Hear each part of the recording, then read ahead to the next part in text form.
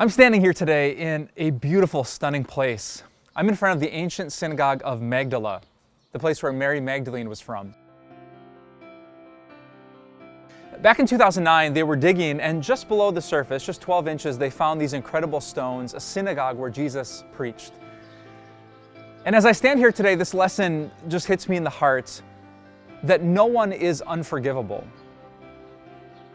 You know, sometimes in our spiritual lives, we wonder about that, don't we? Could God actually forgive me for that thing? Sometimes it makes sense that God would love us and forgive us, but then sometimes we cross a line and we just don't feel forgivable. For some of you, that line might have been infidelity. It might have been a relapse into an addiction you said you'd never go back to. It might be the words that spilled out in the heat and the tension of an argument. Or it might just be something that seems small to the world, but you just can't get past it as many times as you confess it to God. But here at Magdala, I'm reminded that no one is beyond forgiveness.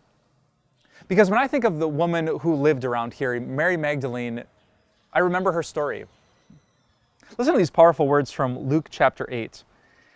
It says, "The 12 apostles were with Jesus, and also some women who had been cured of evil spirits and diseases.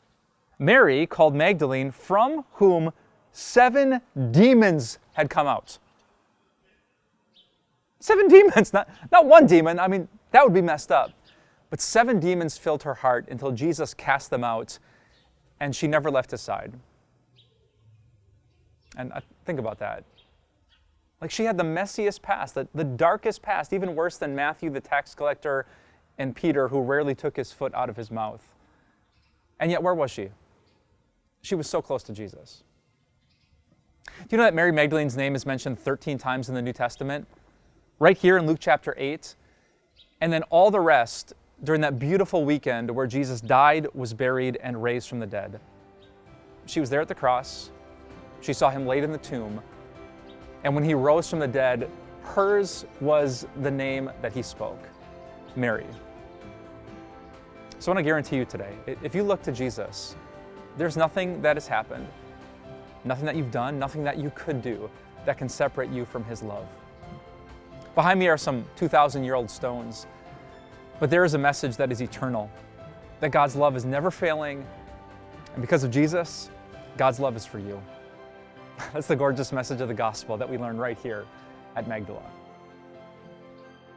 Earlier this year, I got to explore Israel. I'm sitting literally in the place where Jesus' feet touched.